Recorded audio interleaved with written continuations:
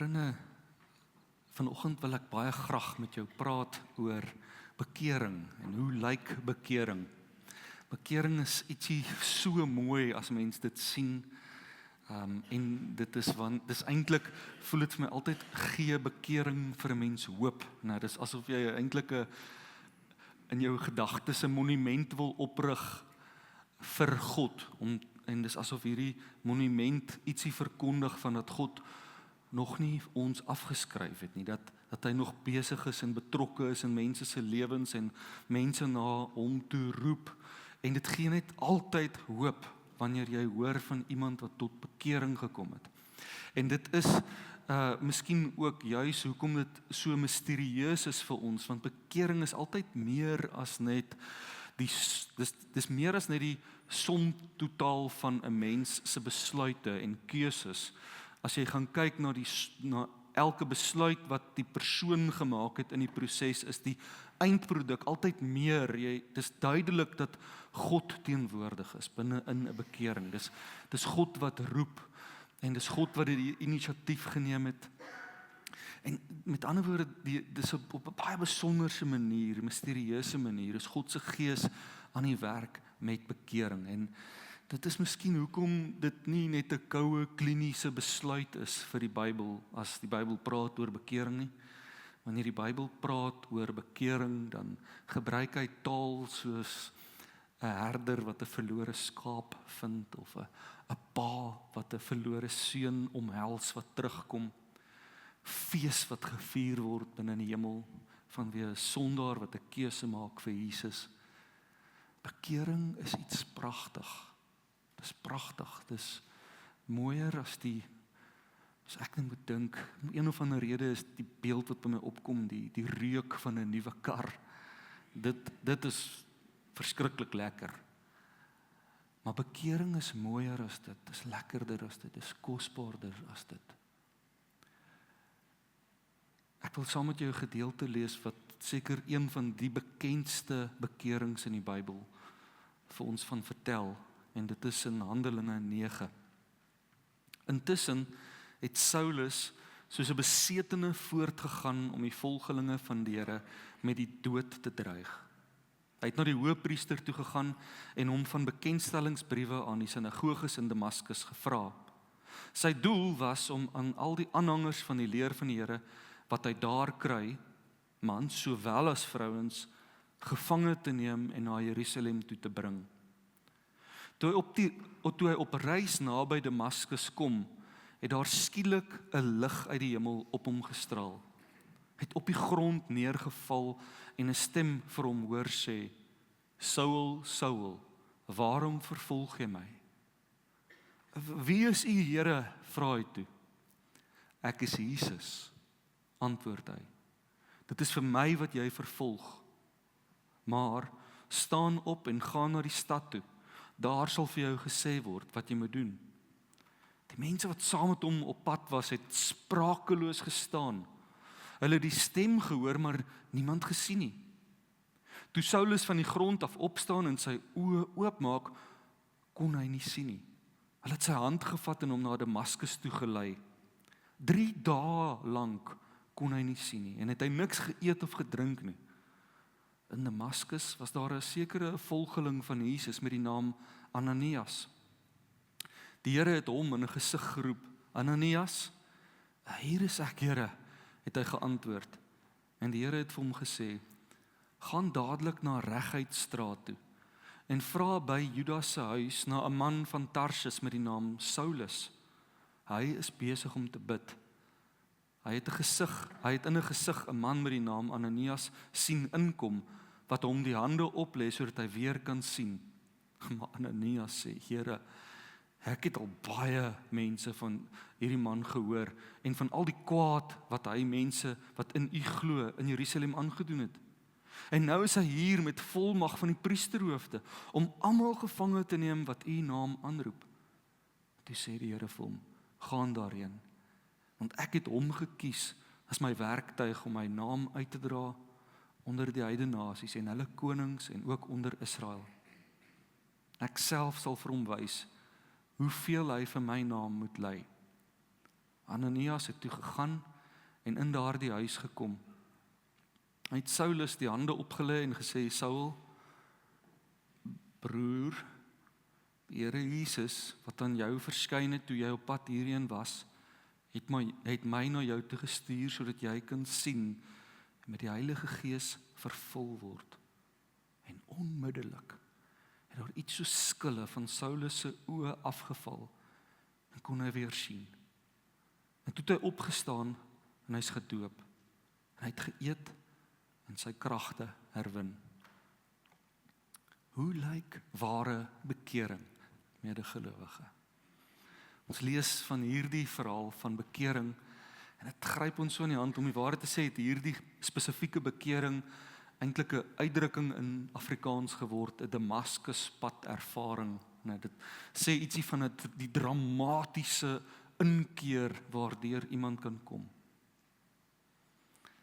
As ek voorberei vir vandag se diens, dan trek my gedagtes na 'n paar sulke bekerings wat ek in my tyd al gesien het, en so kosbaar. Ek onthou amper 20 jaar terug, was ek nog in die rand gewees in 'n gemeente, in Pretoria, in Gauteng, en toe het 'n sendingorganisasie vir ons gemeente gekontak, om onder ons vlerk 'n persoon te neem wat hier in die Kaap tot bekering gekom het, vanuit die Islam geloof uit. So dis nou veilig om sy naam te sê, maar daai tyd was hy in groot gevaar. Sy naam is Ghanif gewees, en Ghanif het in 'n moslimfamilie Jesus aangeneem as verlosser, en sy familie wou hom doodgemaak het, en toe die sendingorganisasie onder wie hy tot bekering gekom het, hom Gauteng toegestuur vir veiligheid, en hy was soos aan ons huis. Ek onthou 'n baie spesifieke Kersfees het ek hom gevat om sy eerste Kersfees saam met my gesin te vier en by my ouers aan huis te wees, en dit was baie groot oomblik gewees, baie spesiaal om hierdie pasgebore babatjie wat 'n volwassene is, te sien, en hoe hy die evangelie indrink. 'n ander persoon onthou ek, dit was nog in Witrifuur, was die persoon, kom ons sê sy naam was Sean gewees, en hy was 'n kroegman gewees, en ons het daar die Alpha kursus geadverteer, en toe die Alpha kursus gehardloop, ons doen hierso ook mos die Alpha kursus, wonderlike kursus, en hy het 'n paar vrae gehad oor die lewe, en as kroegman toe ingeskryf om die Alpha kursus te loop, en ergens oor hierdie paar weke periode het die Heilige Gees net vir Sean gegryp, en heeltemal omgedop. Dit was verstommend vir my gewees om na hom te kyk. Hy het lang ure gewerk en tot laat in die aande gewerk by die kroeg, en dan het hy na dit, dan sny hy 'n reguit lyn huis toe, want dan sê vir my, hy moet nou nog, hy wil gaan Bybel lees, en dan staan hy vroeg in die oggend op en lees Bybel, en as jy hom sien, is dit asof as jy so 'n spons vat en jy squeeze dit en daar kom water uit, is dit net Sean babbel net oor wat hy in die Bybel lees. Jy kon net sien, daar's 'n liggie wat aangegaan het, en die man se hele bestaan het sin gekry, en hy staan in 'n verhouding met Jesus. Die manier waarop hy praat oor sy stilte tyd, kon jy sien, hy praat met Jesus. Hy het ietsie ontdek. 'n Ander, veral laaste getuienis sommer, dink ek ook aan iemand wat, sy was eintlik in die finansiële wêreld soos 'n rekenmeester, en sy het baie promiskue lewe geleef, en baie gedrink. Sy was so na haar vroeg 30's, baie seer en trauma in haar lewe gehad, maar het net op 'n klomp maniere, verkeerde maniere uitgeleef. En juist so in hierdie periode tussen Kersfees en Nuwejaar, het sy regtig van klub na klub gegaan en gesuip, soos regtig haar, dat sy vergiftiging opgedoen het, alkoholvergiftiging. En so tussen Kersfees en Nuwejaar, toe op Nuwejaarsdag was hy weer, of op Oujaarsaand althans, is hy weer op pad na 'n partytjie toe. En sy sien toe van alle dinge 'n Oujaarsdiens by die kerk waar ons was. 'n Oujaarsdiens. En ons net ietsie wat haar sê sy moet hier afdraai. Sy sien af van haar planne om na die partytjie toe te gaan. En sy gaan sit in die banke. So hierdie is nie verhale wat ek van lees of iets. Dit is goed wat ek gesien het met my eie oë gebeur. Sy kom daai aand tot bekering, sonder dat die boodskap eers gegaan het oor 'n bekeringsoproep. Maar sy draai so om, so. En van die volgende jare, sy soos 'n, jy kan nie genoeg in hierdie persoon belê nie. Sy wil net haar hele lewe instort in bediening en in die evangelie en ek het in haar lewe gesien hoe sy in 2 jaar, 3 jaar se tyd meer gegroei het as jong babaatjie Christen tot 'n volslaag Christen leier. Sy het vinniger gegroei as mense wat jare in die banke gesit het en wat so half blasé was oor hulle verhouding met die Here. Het was niet verstommend om te sien hoe die Here iemand kan omdop en 'n lig kan aanskakel. Maar as ek hierdie tipe verhale met jou deel, ek hoop jy sien, ek glo in Damaskuspad ervarings, want ek het dit al gesien in my eie lewe. Maar dis nie probleemvry nie. As ons hierdie tipe probleme, of as ons hierdie tipe ervarings met mekaar vir mekaar oorvertel, is daar 'n gevaar dat daar so een van 3 goed met ons gebeur. En die een van die dinge wat met ons kan gebeur is, ons luister na hierdie verhale en dan kom er so 'n gevoel van minderwaardigheid oor jou, dat my getuienis, my geloofsverhaal is nie so dramaties nie. Ek onthou ek het nogal baie hiermee geïdentifiseer, want ek het in 'n Christenhuis groot geword. My ouers was Christene, my van kleins af vertel ook van die Here, en baie keer het ek gevoel, as ek na hierdie verhale luister, is die verwagting amper dat ek ook eers soos 'n wille lewe moet gaan lei, en dat daar 'n goeie getuienis is. Want my getuienis steek af, het ek gevoel. Ek onthou nogal baie spesifiek, my pa vir my vertel het, my pa eendag die beeld gebruik en vir my gesê, Natie, onthou, die manier waarop die Here met mense werk, is nie soos wat Edgars met winkelrokke werk. As jy by Edgars instap, dan hang daar 10 winkelrokke, en al 10 lyk presies dieselfde. Maar as jy kyk na hoe die Here met mense werk, en jy vat 10 mense, dan lyk elkeen se verhaal anderste. En jy mag nooit skaam voel vir jou verhaal, dat jy dink, dis minderwaardig nie.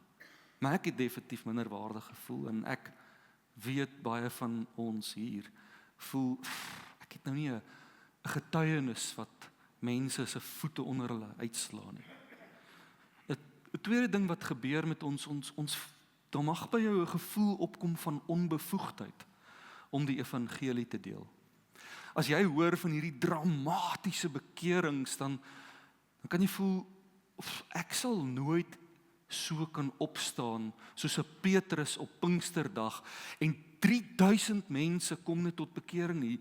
Ek sal dit nooit kan doen, en ek weet nou teologies gaan ons almal sê, dit is juis nie jy wat dit doen nie, dis die Heilige Gees wat dit doen, maar ons weet ook, party mense sê dit, dis in my geaardheid, as ek moet hoor, staan jy nou op en voor 3000 mense begin jy praat, ek kan dit nou vir jou sê, kom nooit in sulke situasies nie, ek sal dit nie doen nie. Ek sien nie die kans daarvoor nie. So miskien voel daar, by jou as jy hoor van hierdie dramatiese gebeure, voel dit net vir jou, in daai geval, is jy net nie 'n evangelis nie. Iemand wat ander oproep tot bekering nie. En die derde ding wat ek dink wat baie keer met ons gebeur, as ons hoor van hierdie dramatiese Damaskuspad ervarings, is daar eintlik 'n weerstand in ons opkom. Ons admireer dit wat gebeur, ons is bly dat dit gebeur, maar daar's so 'n weerstand wat in jouself posvat, want dalk sit die konfronterende styl net nie maklik met jou nie. Jy hoor van iemand wat met straatevangelisasie tot bekering gekom het en jy dink, wow, dis goed, maar ek self sal nooit op so 'n kussie gaan staan ergens in Kaapstad en mense wat verbyloop op hulle skree met 'n megafoon en of om mense tromp op te loop en oor hulle sondes aan te spreek en te vertrou dat God hulle gaan wek, lewe in hulle gaan wek nie. Jy het net nie so konfronterende styl nie. En so wanneer dit gebeur, is dit wonderlik, jy waardeer dit, dat ander mense dit doen en daai bereidheid het, maar dis nie jy nie. En die gevolg is dat in die kerk is daar potensieel baie evangeliste onder ons.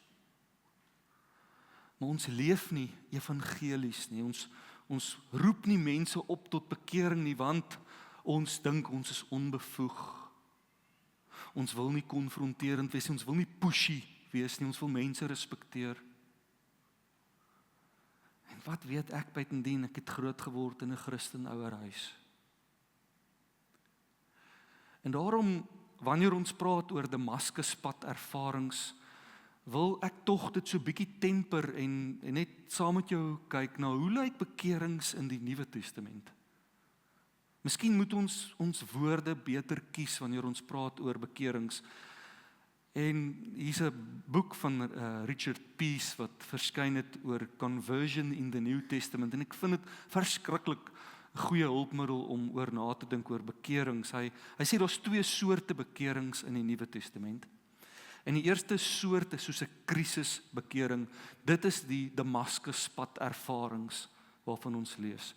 En ons hoop voorbeelde daarvan binne in die Nuwe Testament.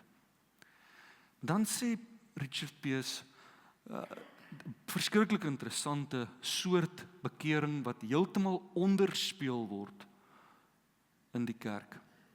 En hy noem dit inkrementele bekerings. Inkrementele bekerings. So, wat dit beteken, en dis die interessantheid, die logootjie probeer vir jou juis 'n 180 grade draai aandui, en in ons gedagtes is bekering juis dit, dis 'n 180 grade draai, weg van die ou natuur, weg van die ou sondige pad wat jy gepad het, en in 'n totaal ander rigting inloop. Nou, inkrementele bekering beteken nie, jy is nie bereid om heeltemal weg te draai nie, jy draai net so bietjie weg nie. Dis nie wat dit beteken nie. Inkrementele bekerings verwys eintlik daarna dat jy doen die beste met wat jy tans verstaan. En as voorbeeld hiervan noem hy die voorbeeld van hoe die 12 apostels tot bekering kom. En hy maak 'n baie sterk saak daarvoor uit, spesifiek in die boek van Markus, dat bekering by die apostels, by die disippels, op 'n spesifieke manier aangebied word.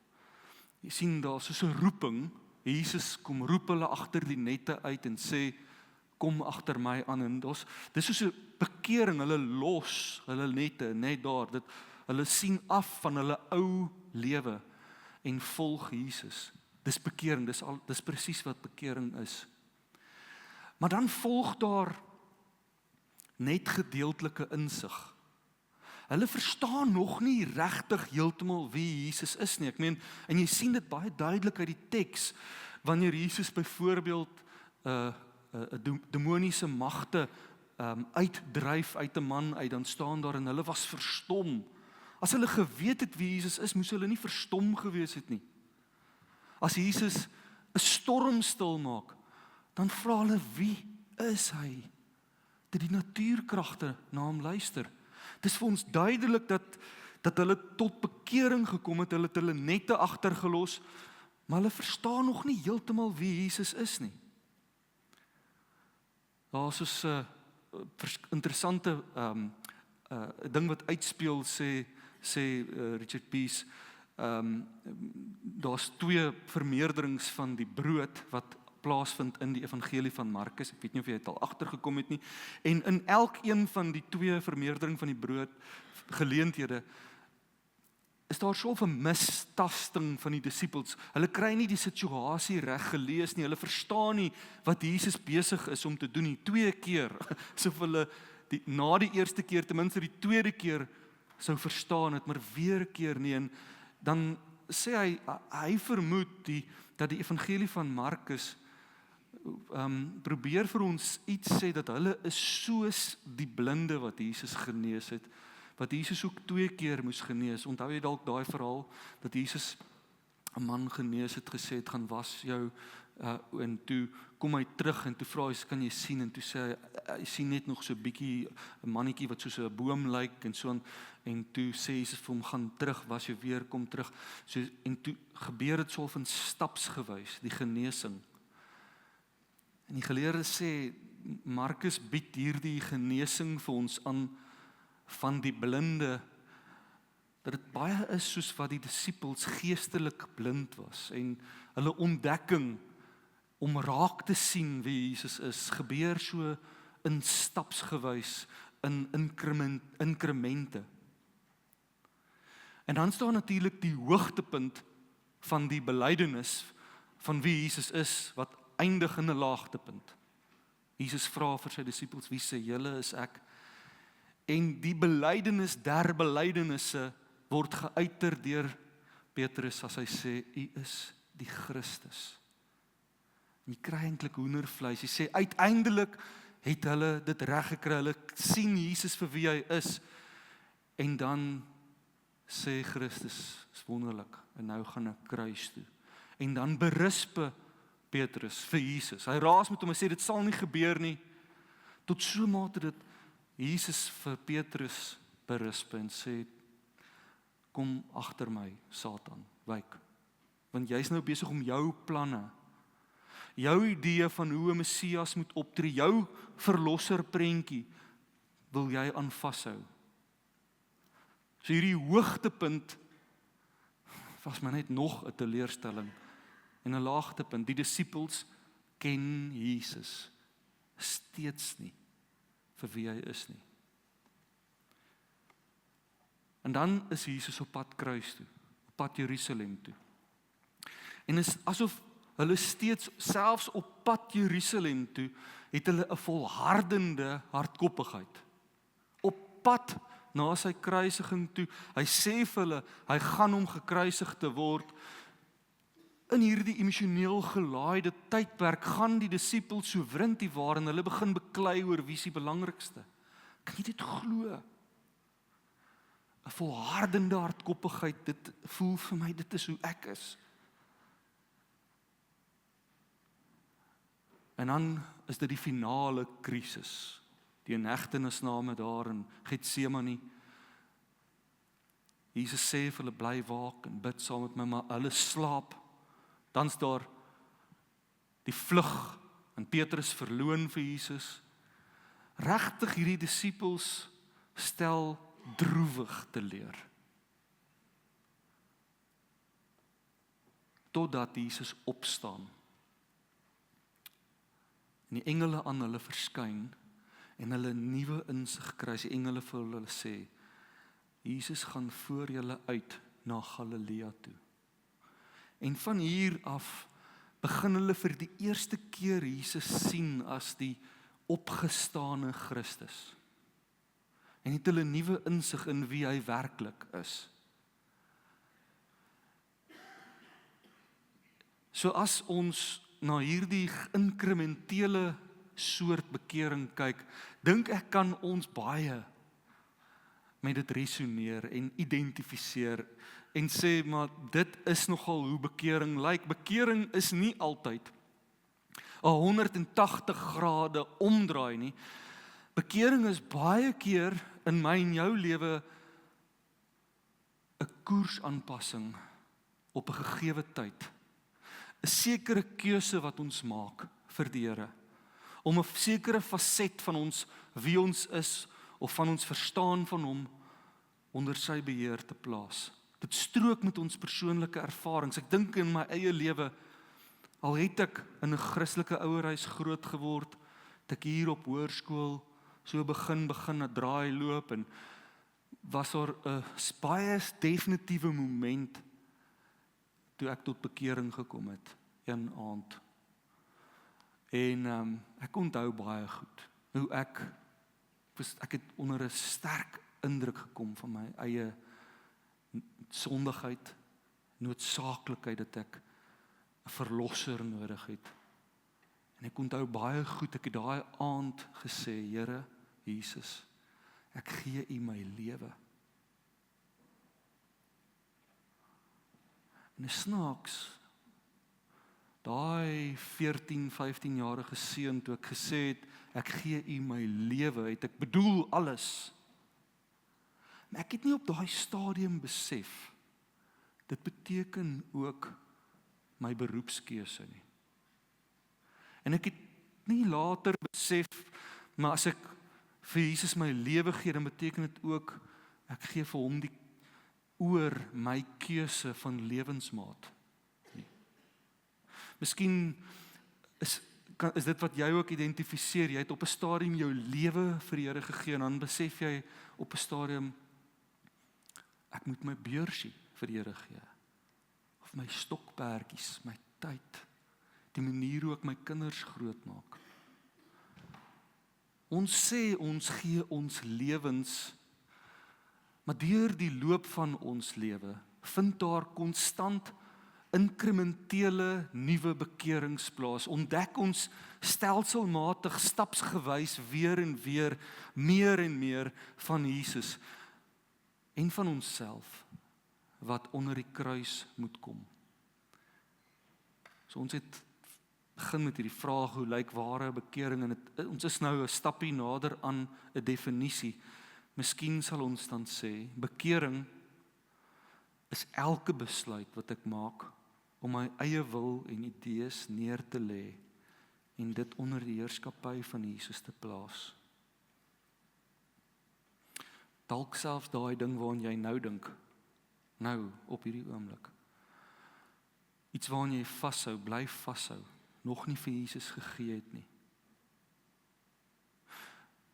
As jy op 'n plek kan kom waar jy ook dit onder die kruis kan sit, vir Jesus kan oorgee, dis 'n inkrementele bekering. Wanneer ons hierdie gevolgtrekking kom dat bekering meer is as net 'n 180 grade koersaanpassing, maar ook inkrementele koersaanpassings in ons lewens, dan lei dit ons om eintlik 2 gevolgtrekkings te kom. En dit is dat daar definitief meer van ons is wat ook dan evangeliste is. Want 'n bekering gaan nie net oor hierdie dramatiese gebeure nie, maar bekering is dan met ander woorde baie meer algemeen as wat ons besef. Het gebeur elke liewe dag dat mense keuse op keuse vir Jesus gee. So Ellen Hirsch vertel dat daar eintlik 4 verskillende soorte evangeliste is. Daar is ons investors. As voorbeeld in die Bybel vat hy byvoorbeeld Paulus en sy rol in Timoteus se lewe. Paulus belê in 'n gemeente daar in Efese, belê, en dan kom daar 'n Timoteus na vore en Paulus begin hom mentor. Timoteus self word groot in 'n Christelike ouerhuis. Hy het nie hierdie dramatiese Damaskuspad getuienis nie. Maar Paulus belê in hom. Dis 'n soort evangelis. Dan kry jy inviters, dis soos daai vrou by die put met wie Jesus gepraat het. En haar sonde ontbloot het, haar nodigheid vir 'n verlosser geopenbaar het. Toe gaan sy en sy hardloop terug af na die stad van Samaria toe. Sy sê, kom kyk, hier is 'n man van God, hy het vir my alles vertel wat onmoontlik vir hom kon gewees het om dit te ken van my. kom kyk en sy nooi 'n hele dorp na Jesus toe. Dis mense wat ander nooi na strategiese punte toe om nader aan Jesus te skuif. Miskien is hier selfs vanoggend 'n persoon hier wat deur 'n buurman genooi is, om 'n kerk toe genooi is, of na 'n kerssangdiens toe genooi was, jare terug, en toe stiek jy net. En dan kry jy convincers. Dit is byvoorbeeld die meer konfronterende styl. Dit is miskien soos die Petrus wat op Pinksterdag met 3000 mense praat en 'n oortuigende uiteensitting van die evangelie gee. En dan kry jy conversers. Mense wat net vriende is. Soos 'n Filippus wat agter op die wa klim van die Ethiopiër. En nou ry hulle. En hy pak net vir hom die evangelie. Die man vra en hy antwoord. En hy vra en hy antwoord. Dis jou verhouding wat jy het met 'n kollega by die werk. Wat die kollega sê, ek sukkel met hierdie familiedrama van my en ek dink ek gaan hulle terugkry, en jy sê, daar's 'n ander roete. En dis om te vergewe. Bære die strydpyle. En jou inspraak binne in hierdie persoon se lewe maak dat hulle besluit om hierdie moment ook onder die heerskappy van Jesus te plaas. Hierdie familiedrama plaas hulle onder die heerskappy van Jesus se verlosser wees. As jy so kyk na hierdie soorte evangeliste, met wie identifiseer jy meer? Miskien is jy op hierdie fase van jou lewe dalk 'n ouer en resoneer prentjies soos 'n investor of 'n converser baie sterk met jou. Bekering is meer as net Damaskuspad ervarings. En daarom is evangeliste meer as net straatevangeliste.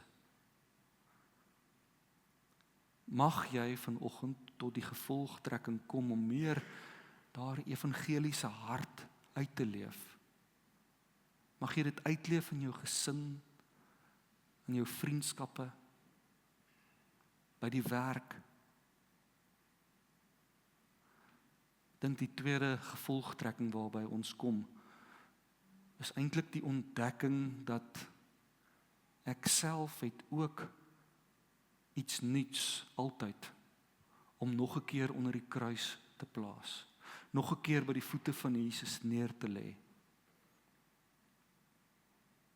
Soos wat die disippels al 'n lang pad met Jesus stap, maar daar voortdurende nuwe ontdekkings is van wat dit beteken om jou net te los en jou lewe vir hom te gee.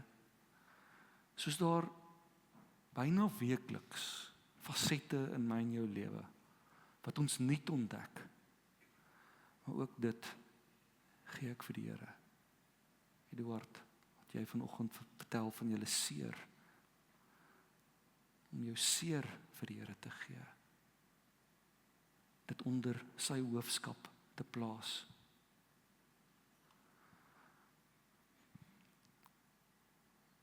Jy weet dalk wat die Gees tans op jou hart druk. Want dit is wat bekering doen. Bekering het ons gesê is altyd meer as die som van menslike keuses. Bekering is wanneer God se Gees roep, hy nader trek.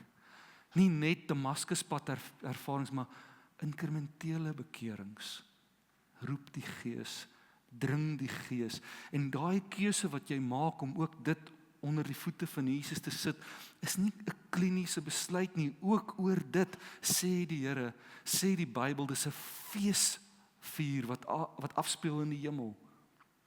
Dis 'n pa wat 'n verlore seun omhels.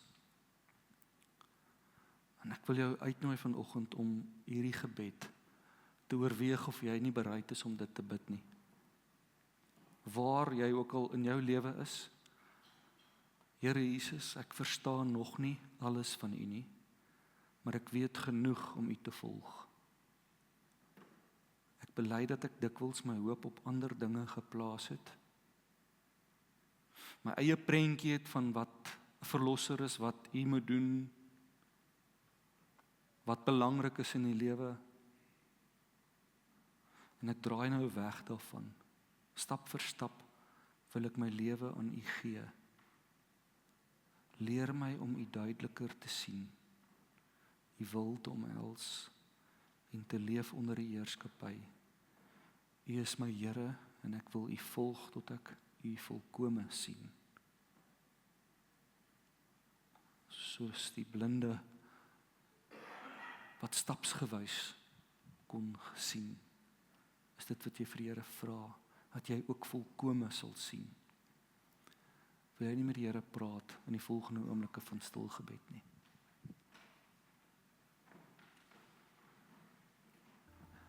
Daar's lewe vanoggend, daar's lewe in die lug. Want daai besluit wat jy vanoggend gemaak het, om ietsie van jou aan die voete van die kruis te sit, vanweë daai keuse, is daar fees in die hemel. Heilige Gees, mag U op hierdie keuses U geestelike water laat reën. Mag daar vrug voortkom uit hierdie keuses om nog 'n faset van ons lewens aan U voete te sit.